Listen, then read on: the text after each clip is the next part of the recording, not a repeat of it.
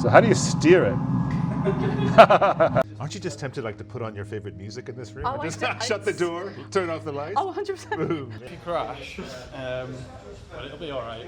So I kind of want to. Ah, there it goes. No, right. Now we spend our time talking. There's where I Haley, great to see you. Where are we and what is this place? What do we do here? Yeah, so we're in Novars, which is the kind of sonic sound studios at the University of Manchester. We're in, so Novars we've got a few different studios here, and this is the kind of main big one where we've got a room with 32 channels of speakers all around us. There's some high, middle, low, so you can really get this 360 sense of sound, which means in here, this is where we mix, and I can place sound wherever I want in the 360 sphere. And why is that important? Why is it important to have this kind of space for the work that you do? Well, yeah, I think it's really that kind of about kind of creating an immersive story. So I guess a lot of my work, I use oral histories, and it really kind of just expands it from like stereo is just kind of 2 tracks. And I guess you've got your headphones on and it's like one channel, whereas this is like, we've got 32, or even like you can, I think more detail the more speakers you have. And what does it allow you to do that you might not otherwise be able to do if you didn't have 32 speakers, which sounds like a lot of fun, actually. I think it's really flexible as well for kind of like making like sound installations and things like that. Like so getting outside of the university as well and kind of setting speakers up in different spaces and collaborating with organisations. So I do a lot of work where I guess I work with sound archives, and then we can kind of do a setup there with multiple speakers and people can come and sit in them and kind of be immersed by these kind of sounds. So really hard question, like in 3-4 sentences or less, what's your thesis about? Yeah, so I guess my thesis is about, using oral histories as a starting point and creating compositions from them, exploring different ways I can do that and exploring how to do that ethically and responsibly. So I'm doing a project where I'm using a sound archive, getting sounds out the archive. I've got one where it's my grandfather's oral history, so it's that more kind of personal attachment and also therefore my story. And then I'm going to do a work that's more co-creation where with the group we kind of create something together. And this kind of facility, given all the speakers you've got and the rich tools for the sound, it gives you just the detail and layers that a project like this requires. That's sort of the beauty of it. Yeah, definitely. And I guess like if I wasn't at an institution, this would be so expensive, or like having like access to these tools is just really amazing. Can you play something for us? Yeah, of course. I can hear a little crackle as well. How you sort that out weirdly is just giving it a little ruffle. High tech. High tech. I mean, like just ruffle it. Just ruffle it. Give it a ruffle. It's chords, the techno. Good stuff. Yeah, it'd be great to hear something. Yeah. So this is an excerpt that is like a work in progress that I'm doing with my granddad's oral history. So I took his oral history. Why your granddad? Well, I did his oral history before he passed away, just as a document for like me, for my family. Right. He's a migrant from Estonia, so he came over after the Second World War. So I just thought it was important to like capture that story. Yeah, fantastic. And then as my work like progressed and I was using oral histories, I thought, it would be a great way to do a project to kind of honour that. And then I also found loads of his old kind of VHS camera footage. Oh, neat. So I'm gonna, so this is him back in Estonia, his trips back to Estonia, so I'm kind of repurposing that. Neat.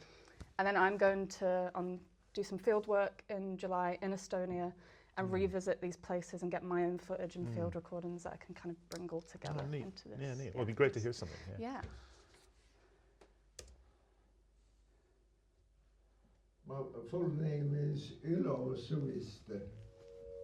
I had a Russian name, and when Estonia became independent, then we could change it to Estonian name. And when I was about, it could have been 9 years old, then we altered it to Suviste. And what does that mean? Does it mean summertime? Yes, something towards summer. Suvi is summer. Yeah. And like Whitsun did is like was at Suis, like a festival or Yeah, yeah. because I remember, do you remember me saying when I was in Estonia last summer, I remember seeing like Suvi around, Yeah. and I recognised it obviously because I know, and I was like, because I didn't know it meant that until recently,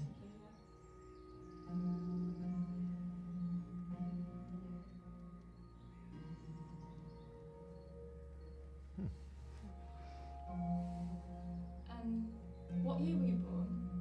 1927, In 4th of February. in Estonia? Yeah, Tallinn. Yeah. So did you grow up in Tallinn, the city? Yes, I went in. This is your family's VHS. Yeah, so cool. my granddad took all this footage. Oh, cool. Cool. And also my granddad was also a musician, so the kind of, that's me playing his mandolin. Oh, neat. So there's all these kind of threads that lovely. link back. All the to, layers, yeah. Cool. And yeah, it kind of, I think the final thing for this, it will probably be like a 30-minute, almost like documentary form, audio-visual piece. Neat. Yeah. Have you shown it to your family? Yeah, Yeah. it's an emotional one. Yeah, I bet. It's lovely. Oh, thanks very much for sharing it. Yeah, thanks for listening. Thank you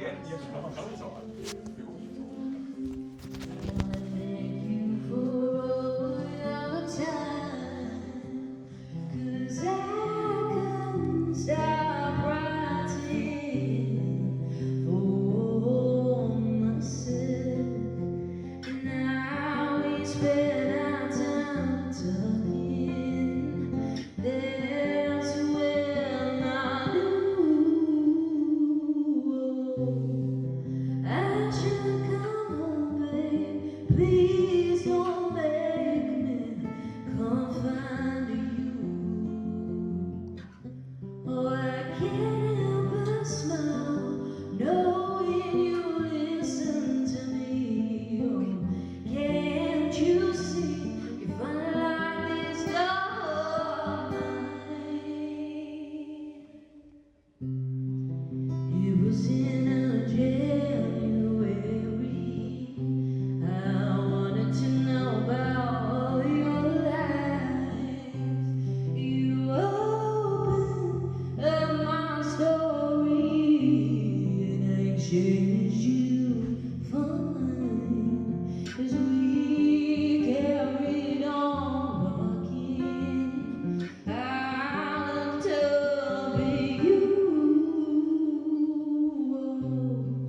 I should come home, babe. Please don't make me come find you. Oh, I can't help but smile, knowing you listen to me. Oh, can't you see if I like this love night? I've been feeling different lately, all because of you. Oh, emotions got a little crazy. Now your colors are coming through.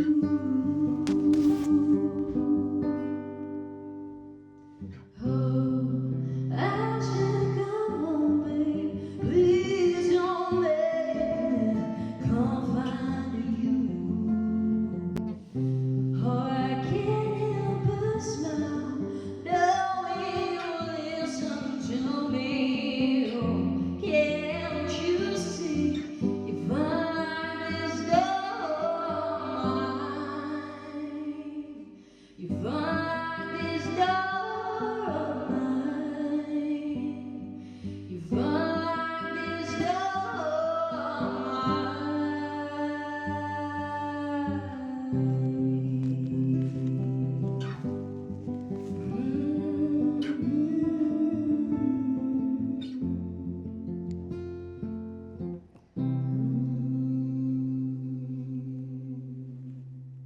Yay! Well done. What a way to start a Monday morning. Great way to start the morning. Yeah. Hi, Duncan. Nice to meet you. So that's an original song which I co-wrote with an artist back in Nottingham called Georgie.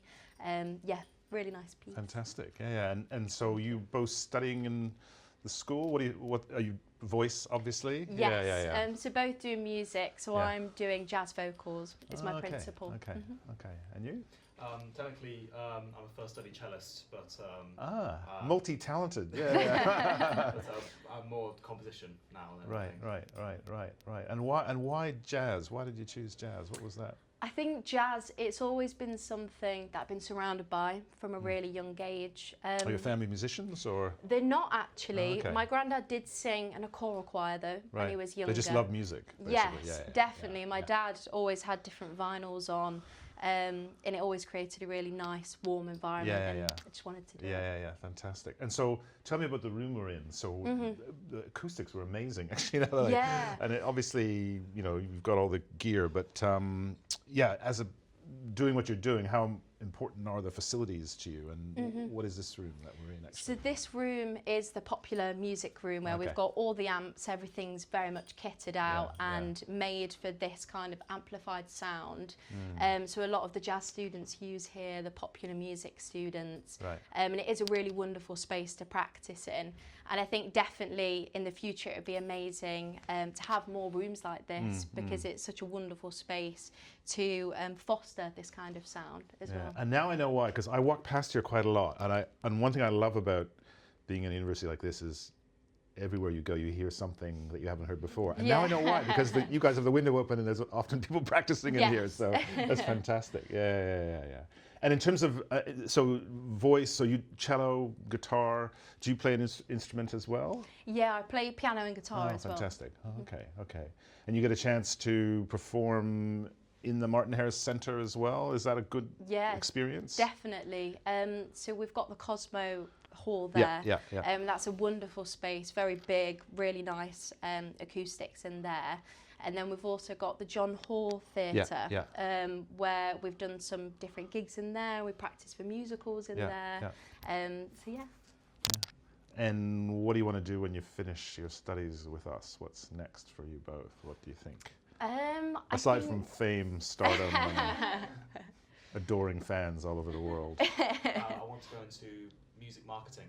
Oh, cool. Thing, actually. So I've got the music side of it now, but the marketing side, I need to get more experience in that. And so what does that involve? So what does music marketing involve? What does that involve? Well, it's just kind of keeping your ear to the ground quite a lot. There's always artists out there who are, they could be marketed to the masses. I see, There's always people out there who you just haven't found yet. There's no such thing as, too much music going on. No, I agree. And so just being able to find that and deliver it to the correct audience, I think that's what I'm quite passionate about. Fantastic. Wow. And you just get to spend your whole day listening and playing great music. It's your hobby, you don't have to spend a single day working because you're just listening to music all day. It's perfect. Sounds good to me. Sounds like the perfect job. And what about you? For me, I'm looking at going into teaching primarily, and then also doing more performances, songwriting more, and working on a musical which I've co-written as well. Oh wow! So you have to tell us about the musical then. What's it about? So it's called Hilda's Haven, and it's very much about the power of nature, and it's about kind of looking after yourself and how we can look after each other as a community. So there's different yoga scenes in there. It's set at this retreat camp, and it's very much based on soulful, jazz, popular music. Fantastic. And Manchester's still, I mean, it's an amazing city for music. I joke that's the main reason I came here, but also for the day job. But is that true for you? I mean, as students in the school, do you find it's just a great city to be a musician in? Is that still really sort of really vibrant music scene in Manchester is important to you? Yeah, definitely. I think from first year we've both very much been in the Manchester city music scene. So many different opportunities. We played at the Whiskey Jar open mic last year, which is fantastic. It's a very supportive, inclusive space, and it was fantastic to kind of share that with an audience. So very much love the city life here, and so many things to get involved with. So my first question was based off the spaces. We've got so many different practice rooms, and they all kind of vary in sizes. But this room specifically, we wondered if there would be scope for more rooms like this, where we can kind of kit them out. It's big enough for band setups. If that would be a possibility in the future. Yeah, look, I mean, the problem we've got isn't a lack of space so much as a lack of appropriate space, if I can put it that way. So I think it's a question of just getting the school and the faculty to think about those spaces which we could, you know, convert or adapt in the appropriate way. So yeah, I mean, anything's possible, right? Yeah, definitely. But if there's a really strong case for it, and you know, given what you've told me in terms of how important these spaces are to you, yeah, we should, you know, we should get the department and the school thinking about new spaces that we could convert or adapt Yeah, that to sounds provide great. more practice space. I know we've got the new practice space, Yes, the Miller they're building, really right, good. which, you know, we launched not too long ago, which is lovely. It's fantastic space. So we are trying to add new stuff as we go. 100%, and it goes notice. I Yeah, think. good. Yeah, good. My second question was, do you have a favourite artist or band back in Australia? Yes, I mean, so lifelong obsession with a band called the Go-Betweens. Okay. So I'm Canadian originally, but the Go-Betweens, I was even obsessed with them when I was in Canada. So moving to Australia was kind of a reunion of those two interests. So yeah, the Go-Betweens would be my sort of slightly obsessive, Nice. slightly obscure Yes. Australian band. They never made any money. They never had any greatest hits. They lived poor in London for like 20 years. So I kind of admire them for sticking at it as long as they do, but absolutely beautiful, beautiful music. So that would be my Australian band to go to. Amazing. I'll have to listen. Yeah. Highly recommended. Highly recommended. Yeah. Perfect. Good. Yeah. Thanks so much, guys. Thanks, guys. Amazing. Yeah. Thank you. That was Yeah. so good. It was brilliant, man. Thanks. Thank Yeah, you. really nice sound. Really nice sound. Appreciate it. Are these just like, could I walk in there and just start playing an No, I think they're all. Yeah. Give it a try. See what happens. instrument? Broken. No, I'm joking. No, I think they're. You have to book them and stuff. Practice rooms are like, Yeah. you know, It's really cool. Do you think there are like enough practice rooms? no, there never are in my No. experience. Never No. are. Right, Never okay. ever are. And never will be probably. No. So, Katie, we just saw some, you know, seeing some really cool spaces. I mean, how important are these spaces, do you think, for students? I mean, all kinds of students, obviously. I mean, we've got students who are, you know, doing degrees that require spaces, but in general, how important do you think these spaces are? I think they're really important because, you know, I studied sociology, so obviously not directly related to anything. I say it's not creative, of course it's creative, but it's not creative in the sense of like what we've just seen, music and theatre. But I think I would love now to use those facilities. Yeah, you know, yeah, not that yeah. I'd be any good, but I could give it a go. So I think I know, I think you wanted to jump into one of those, I into definitely the did. Gamelang studio as we were walking by. Yeah. So I think it's that. It's about like making sure that students aren't only just coming here to study their degree, but also that they can tap into other parts of creativity. And we were just talking about it, I think, about how important creativity is. And it can often be the thing that makes people who they are, if that's not a really cliche thing to say. Yeah. No, That's what I think. No, I think that sounds right. I mean, do students in the Students' Union, are students asking for more access to spaces like this, or do you provide opportunities for students? Like probably one of the biggest, like one of the issues that I think is affecting all students at the minute, and something that we constantly get through no matter when or how, it is always about space. It's always about needing more space, needing more society space, needing more space to be creative, needing more space to do labs or computer clusters or whatever. I think that's probably what we have the most of, computer clusters.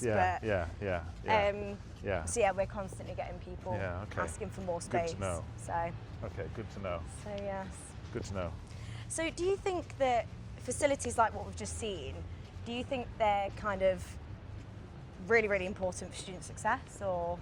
Yeah, massively. I mean, going to your point, I mean, students need to have, obviously, the right facilities to do the things they need to do, whether they're doing biology or music or sociology or whatever it is. So we've always got to be thinking about the facilities they need to do their degree. But I also think students need spaces that make them feel good, make them feel supported, where they're able to meet other students and work together. You know, if you're on a campus where it's really hard to collaborate because there's no spaces that allow you to collaborate, that's not great. That's not going to contribute to your success. I think the really interesting challenge we have at Manchester is I don't think we have a lack of space. Of course, in saying that, instantly someone will say, we lack this space. Yes, But yeah. I do think in general the challenge is we don't have the right space. So as part of the strategy, we're also doing a bit in infrastructure strategy. We need to look really hard at the kinds of spaces we're going to need over the next sort of 5 to 10 years, right? And I don't know what you think, but my sense is we need more collaborative spaces. Absolutely. More spaces where students can work together with partners or with staff or with community members. More spaces that are adaptable to different uses as well, right? Yeah. I mean, of course, we'll still need laboratories and music studios and all that stuff, but I think that's the biggest challenge. Actually. Yeah, absolutely. Because it's about, I think that collaborative space as well. When we're talking about kind of academic belonging and having more belonging on Yes. someone's course, those spaces are where that probably happens. Exactly. Yeah, it makes a huge difference, doesn't it? If you're crammed into a tiny seminar room that's hot and horrible and isn't big enough to hold everyone, you're not having a good experience. No. You're not going to learn well. No. You're not probably going to have the success you would have if it was different. So, like I said, there's lots of spaces I see around campus that are kind of empty. And there's usually two reasons for that. One, it's just not suitable space. Or B, it's just we haven't made it available in the right way. So I think that's something we've got to really look at. I don't think there's a need to build lots of new stuff, but there's a need to adapt some of the stuff we've got. Although we probably have to build some new stuff as well. Yeah. So kind of you mentioned already about the strategy. So what is going to be in Manchester 2035 that is really going to develop the space that we have on campus? Yeah, well, I mean, the first principle is that the space we have on campus has to match the ambitions we'll articulate in strategy, right? Sure. You've got to line those two things up. So we are just about to launch, and actually we've started a big infrastructure strategy as well to accompany the Manchester 2035 strategy. So, and we're looking at the spaces that will enable us to deliver the ambitions we have around teaching and learning, so more collaborative spaces as we talked about, spaces we need to deliver the ambitions we have around research, again, more multidisciplinary research, more spaces for people to work together from different disciplines. We don't have a lot of those, so we have to create more of them. We also need to think about the student experience, right? What do students need to succeed? And you guys have been telling us more collaborative spaces, more spaces for students to do different things together from different disciplines and different societies and different areas, so we need to think about that. The community's also been telling us they want to have more opportunity to come onto campus, more opportunity to participate in the life of the university. We're still a bit of a foreboding place, right? Like, definitely. it's still a place where people don't know where the front door is. We need to kind of reimagine our campus a bit along those lines as well. And then finally, we've got a lot of work to do around space, appropriate space for our health faculty, and for our allied health and medicine students. So is that Stopford? Stopford, yeah, that is the big one. Like that's a building whose time has come and gone. And it's huge. It's a huge building, like but the one we're walking into right now. Yeah. Manchester loves a big building, but we need to really reimagine the space we provide our health students and researchers and partners. It's just not good enough, and that's going to be a big, really exciting, big challenge. You know, we probably need a different kind of space than perhaps we imagine. You know, very different from what we've got now. Put it that way. Definitely. Agreed. I mean, this building's lovely. We like a big building. This building is insane. It still blows me away. Well, you know, apparently they could lay the Eiffel Tower down in this building sideways. I hadn't heard that before. Yeah. Wow. Yeah. Wow. Apparently. Wow. That might be complete fake news, but. I do park run. I'm quite a keen runner, and I do park run. And there's Oh my gosh. Hi guys. So this is the flight simulation. It's the Merlin setup, and what students can do is they can test and fly existing aircraft, or they can design their own aircraft. Students will enter competitions for. So how does that work? How do they design your own aircraft? How does that work? You've got essentially a huge list of parameters on these simulations, so you can change things like how large the wings are, how much the aircraft weighs, the strength of the engines, all kinds of things like that. And then the simulation kind of constructs that aircraft for them. We're actually working on different models where that process is a lot more interactive, so the students would see a better picture of what they're constructing rather than doing it all through the numbers. Right. That's got to be pretty cool and pretty powerful, right? So they're actually seeing what they're building, right? And that's got to be much better than just seeing a whole bunch of numbers or equations on the screen. Yeah, absolutely. That's the benefit of these kind of simulations, is it gives you the context for the theory that you're working with. So you actually get to see, when I change this number, what actually happens and how does it feel in the aircraft when I've put the CG too far back or things like that. Yeah. What happens when you crash the airplane? No doubt as well. It crashes. In the Yeah, absolutely. You can take a seat. So tell me about the sim itself. So is this So this is amazing replica of actual kind of peripherals that you'd be using. We've got some screens to display information that you would see as a pilot in the aircraft, whether that's like the heading of the aircraft, the attitude, and then you've got your control sticks for various control surfaces and engines on the aircraft. Wow. And so what kind of students would use this simulator? Are they engineering students, science students? This is primarily the aerospace engineering students. Aerospace engineers, yep. right. So they would use it in their second and third years when they're looking at kind of aircraft stability and flight dynamics. Right. And that's pretty special sort of facility we can give them, right? I mean, oh yeah. I mean, not many. I mean, do other universities have similar facilities, or? I think quite a few universities also have simulators because, as I mentioned, there's competitions. So right. And we have won in the past few years. Right. So we're successful in the comps. Yes. Yeah. Fantastic. Maybe should I climb in? Absolutely. Do you guys want to brief him on? Yeah, I don't want to wreck the plane.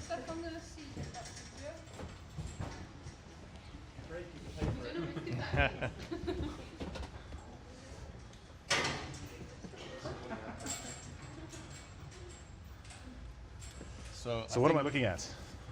So this is your view from the cockpit. We've got a few controls. The most important ones is this is your throttle. It's a dual engine plane you're in, so one does one does the other. Right. It's easier to choose them both at the same time. You've got a touch screen here.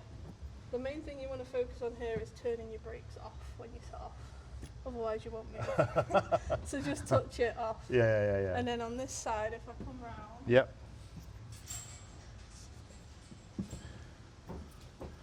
Oh no, there are literally brakes on a plane. They literally have brakes to press on a plane. So that is your yaw. That's the yaw. That's the That's for turning. The turning. Yeah. Yes. Right. And then you've got your control switch. Wow. So that's for roll. Yeah. Pitch. Yeah.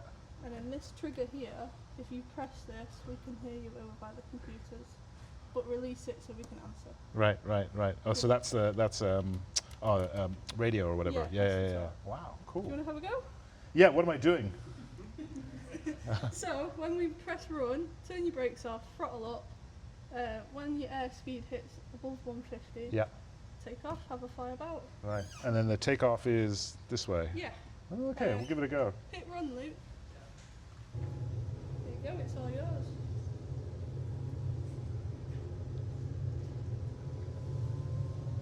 Oh wow, that is wild.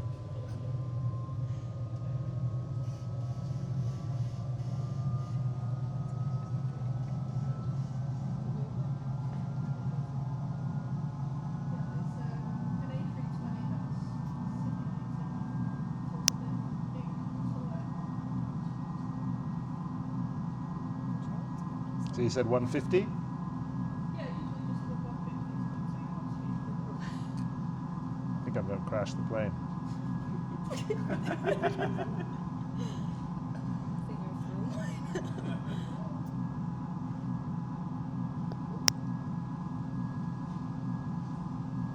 So how do you steer it? So if I were you, I wouldn't touch the foot pedals, just use your yoke. Okay.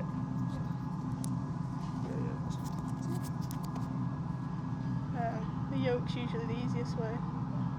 So you're pitching up quite a lot at the moment. If you let it sit down, it should start to nose down so you can see a bit better. Oh, I see. Yeah. Okay, I'm not going to be a pilot when I grow up, that's for sure.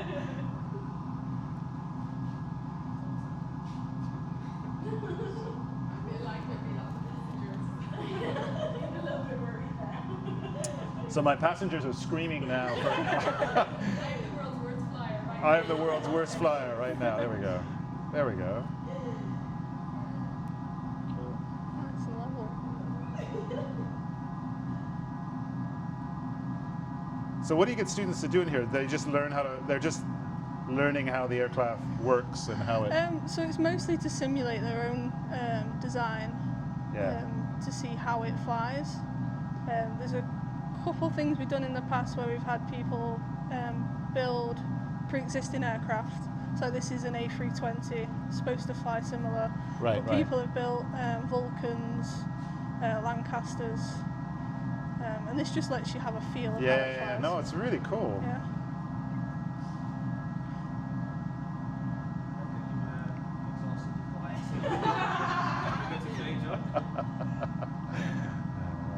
If you crash, but it'll be all right. So you're... I kind of want to, because I'm never going to get the opportunity to do that, hopefully. You can always, if you feel uncomfortable, just take the headset off. Okay, that's fine. And I've you got will be this. sat down, so the motion sickness should be minimised. Motion sickness. Well, when we do this for outreach, Oh we have to bring like sick bags and all kinds of stuff just in Okay. case. But you're all right. It's honestly not going to be too bad. Okay, if I'm you in. Just, Fucking hell. Sorry. I'm just going to try and line up your view properly for you. Okay, thank you. This setup, it gives us a lot more control into what's going on. So because it's not bought as a big package, we have access to the different kinds of hardware that are plugged into the computer, the different software that's running on it. So that means we could have you in VR like we've got you now, or we could put a monitor on instead. We can swap the peripherals for an autopilot so that everything is automated, and then the students can learn about the kind of mission control side of things. So how you would oversee a mission for an aircraft, whether that's an automated aircraft like the one that we've got here in the lab, Nice. or whether it's there's a pilot and then someone else who's kind of ground control. So it gives you that experience of the full picture rather than just being the pilot in the aircraft. And how do students get access to these? So how can they book a slot, or is it purely to do with teaching, or? As long as they're supervised in this lab, students can come in whenever they want. So the Flight Sim Society are here usually once a week, and anyone can join the society. It's not just aerospace students. So during like the Freshers Week, they have stands that you can go and visit and sign up, or I think you can find them through the student union as well. Oh wow, okay. Brilliant. And then we also have internship opportunities, and dissertation projects can be using this kind of hardware as well. And then if you were to do a PhD in a subject like this, then you could use this in your research as well. Okay, wow. How are you going? Hello, how are you going? Basically what we created is a modular attachment for self-propelled micromobility devices. These refer to like wheelchairs, prams, just not your typical cars. And Yeah. For our design aspirations, with rapid developments in like technological, digital technologies such as like AI, it typically overshadows any development in existing conveniences that we have, such as prams for parents, or for the bikes. stuff that really matters. Or for the less able or the less fortunate, such as which often take up a role of the minority. Such as for wheelchairs. So what we wanted to do is target this by reducing like idleness and inactivity that spawns from hurdles of urban mobility. Looking at statistics of the general populace, we can see that the average age for parents and an increase in illnesses or like older age people where wheelchairs and prams become much more important. And typically due to like societal complexities and like financial hardships, it often comes at a cost of like family times or like family excursion. So that's something that we really wanted to promote and to kind of help the society. What we've done is an innovation in between. What we want is a product that acts as like an intermediary between a manual and motorized micromobility devices, which is why we have the attachment. We wanted to bring in the technologies without really increasing the cost, which is something that's definitely doable. Yeah, fascinating. Looking at like kind of existing markets, you typically have like hard stuck on front wheel attachments and the back wheel attachments, as well as side wheel. Based off what we really want to focus on, which is modularity, we thought that the best idea would be to use a side wheel attachment. Oh, not back, not front, but the side. Yes, to kind of reduce any user interference. Yeah. For the design process, there's two forms that we really focused on, which is the product-targeted innovations as well as the user-based innovations. So it's like really compactness, price, or the modularity is kind of what we really did. Some general process ideas.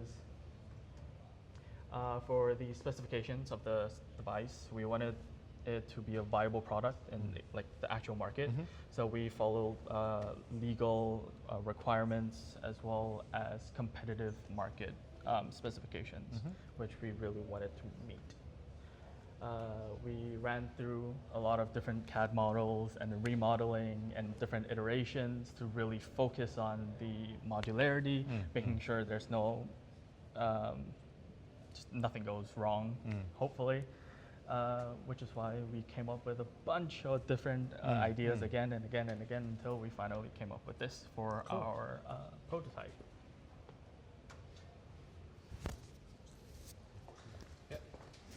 Guys, we're just quite short on time.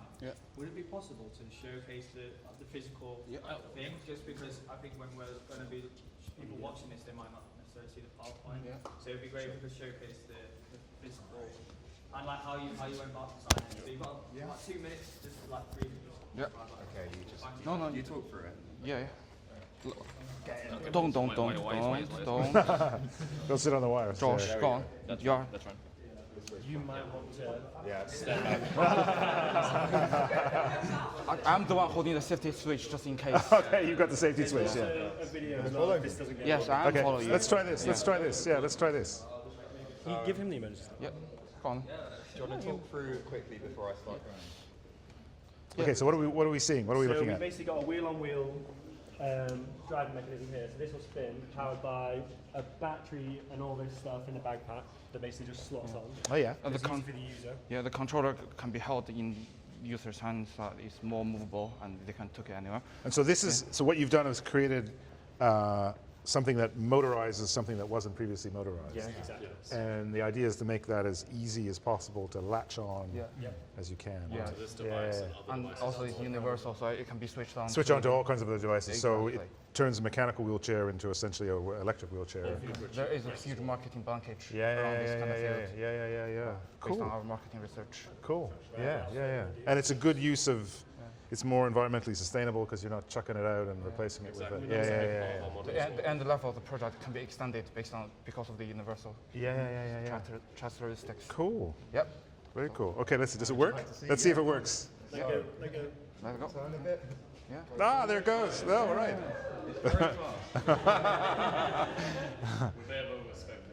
Yeah.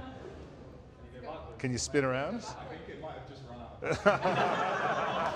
So the battery's being worked In the on. meantime, we still have the testing videos right here.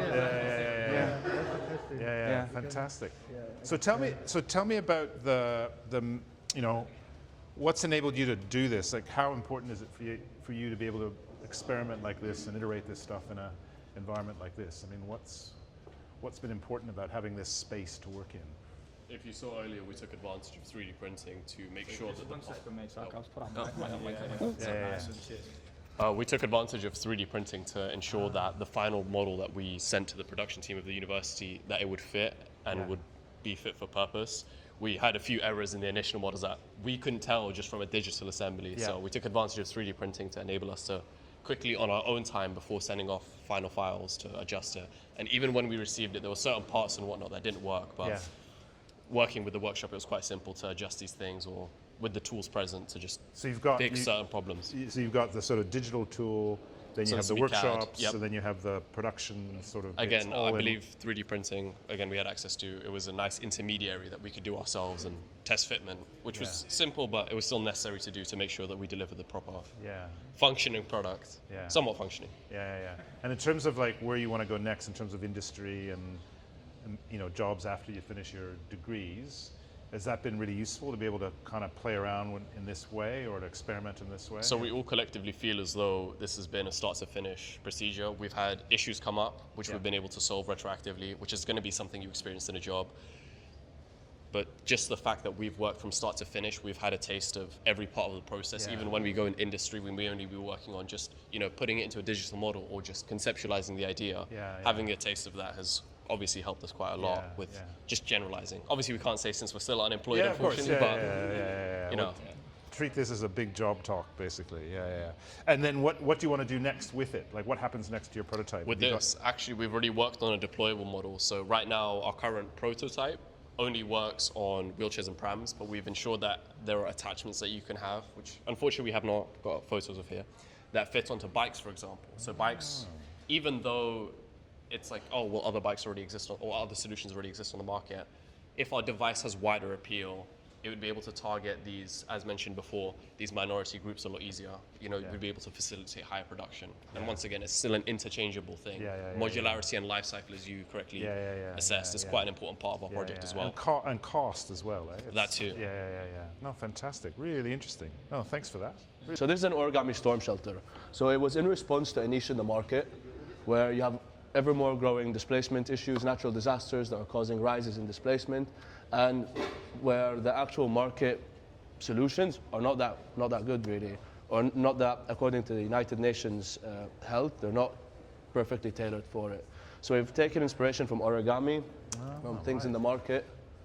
So why origami? Why was origami the inspiration? Because it's foldable. Of course. Because it's foldable. And our logic was you want to kind of ship them with supply crates, with packages where a natural disaster occurs. So origami, it folds into basically this size, very tiny frame, and it's got really high strength to weight. So the way we did it was we first prototyped. So you can see we've prototyped it by paper. This is carrying 70 times % its weight. Wow. And this is the first rendition of the quick deployability. So the innovation here is, firstly, it's deployable. So you put it down, and then you pull this, and it goes into shape. So we're assuming it's going to take around just a couple minutes, 5 minutes to fully assemble it. Fiddling around with tent poles and nothing. Nothing. You just pull it, and it erects itself. Wow. And it's also modular. So you can imagine this can be used as a house, but in a setting where natural disasters occur, you need hospitals, you need kitchen, so you can stack them on top of each other, next to each other through these. So you can see here the key features. And what makes it such a strong sort of structure? So it's the actual origami itself. So the structure is used in industry. It's used, I showed you in the initial slide. It's called a Yoshimura pattern. It's used for police bulletproof shields. It's usually made of Kevlar and stuff, but we've actually tested it using finite element analysis, which is a computational tool. And we've actually got some really good results I'll touch on later. But it's just the general way they interact together. And we've analyzed it even more. So this is a very small scale. It's more of a proof of concept. But when you go really big, the main issue you have is that the mass increases significantly. So if you double the size, the mass increases by a factor of 8. So what we did was, I'll just go through the slides really quickly. So we did some FEA initially to understand the initial parameters. But similar to a project in industry, you need to prototype first and then optimize. So this was the prototype. This was more the proof of concept, seeing how it works, how the pulley works. And then we started optimizing it. And optimizing it was more through report B. We also needed to do, similar to an industry, a bill of materials and final assembly drawings, which was really insightful because that's how you would approach a project in industry. And what kind of material do you use for the actual structure? It's a composite. It's called LFI. It's long fiber infused composite that would be injection molded. And the reason behind it was because of its very high strength properties and the specific dimensions of the optimized design. So if I just skip through a few slides, this was one of the tests we did to understand how the mesh interacts with the plywood. This is a standard test in industry that we applied. You can see this is a team assembling it, a wonderful team. Yeah, so that's how it goes when it's compressed. So it's easy to ship, right? Yeah, that's the entire premise. It's easy to ship. Have you tested it in the field yet? So sort of in a harsh environment? So we've done a lateral load test. So we used the negative insert to fit here. We've used the hydraulic press, and it got 95 kilos on this one. Wow. So when we compared that with the finite element analysis, we decided to stop at 95, to be honest. But when we compared it to the finite element analysis, it was assumed that it would go 150. So just using that factor, we did the same thing with the commercial model, which I'll show now. And we suspect that would take 1.8 tons on a way bigger scale. So this was it. This is how we tested it. And then we also had an anchor ratchet mechanism, so this would attach to a ratchet on the floor. But this is actually quite interesting because it brings to light in engineering, you can't take anything for granted. You've got screws that have been invented since I don't know where, but you still had to look at the lateral strength versus the width. We still had to analyze it to make sure that the screw is sufficient. Yeah. And then we had to further optimize it. So with this one, there were certain elements that took a lot longer than expected to fully erect. So we had to create snap-on features and ways to just chop these down. You can think if we just make that shorter, the entire assembly time goes down. So that was the entire logic, because part of the specifications is that it's readily deployable. Sorry. Yeah. And then for the mash, so what we did was the base. It used to be one solid piece. We've taken it and divided it into, just made holes into it, negative inserts that would reduce the weight. And then for the actual structure, this was really interesting. Because of the way it all folds together, the forces interact very differently in every panel. And while there is literature about this, and there is literature about the Yoshimura design, no one actually decided to split it up into ribs like this. So what we did was we did an FEA study, alternating the rib angles for each one. We made it as small as an element as it can be, which was a 3-panel design. And that was repeated to save computational cost. And we iterated through the angles to find the optimal angle configuration for each panel. After we found the optimal angle configuration, we started spacing them out to see how it would affect the stress distribution. You can see here we have 2 just because we learned from the FEA that is what we needed. Sorry. And then after that, we compared the thickness of it to the material, to the thermal resistivity, because obviously you don't want to go too thin and have them cold on the inside at the mash. And this was the final optimized design. So you can see it there in industry. It's modular here, it's connected to the floor. And the optimization actually saved 300% of the weight. Wow. So we went from, what was it, around 900 kg for the actual thing to just under 300 kilograms. And an expected load rating. So you cut it more than half. Yeah, cut it really significantly. And it should take 1.8 tons with all of these modifications. Right. I think without the modifications, it was around 2 tons with the factor that we did with the scaling. But without it, you removed 2/3 of the weight, and you just go from 2 tons to 1.8. It's really good. And that's for a minimum height and width of 2 meters. Right. Yeah, because we want someone to be able to stand in the middle properly. And so what enabled you to do all that in this lab, in this sort of space? What was it about this space that enabled you to deliver a pretty complex sort of outcome in the end, right? What enabled you to do that? Boris, does anyone want to take it? Well, wait, just set the switch on that one. Sorry. It's just a quick one, you call it. Well, I mean, all the plywood was cut on a laser machine. These brackets on the bottom, these are 3D printed. Right. And so we have access to a lot of different techniques of building this, because it can't all be produced in the same way. And then we had access to the workshop, so about 3-hour sessions where we can kind of just had all the resources that we needed. We had a good budget, so we kind of played around with a few things. And as you've seen on the slides, we had different variations for the rope as well. So we kind of, while building, we kind of realized some things worked, some things didn't work. So you were able to iterate pretty quickly around different and within things, within a week of ordering new parts or printing new parts like these, we ordered these last week. We were kind of able to just print off what we needed. Oh yeah. And within a week and kind of test it. So you 3D printed these? Yeah. These cool. And these are kind of meant to be put on these side panels here, or here. I'll show you. Oh yeah. So when it's in its kind of deformed flat position, it's kind of already held in place. So when the pulley system works, which is something that we figured out from testing it, it kind of brings it nicely into this solid position. And, in terms of what you do when you graduate, I mean, do you feel like you've had a sense of what it looks like, feels like in industry, or? Yeah, definitely.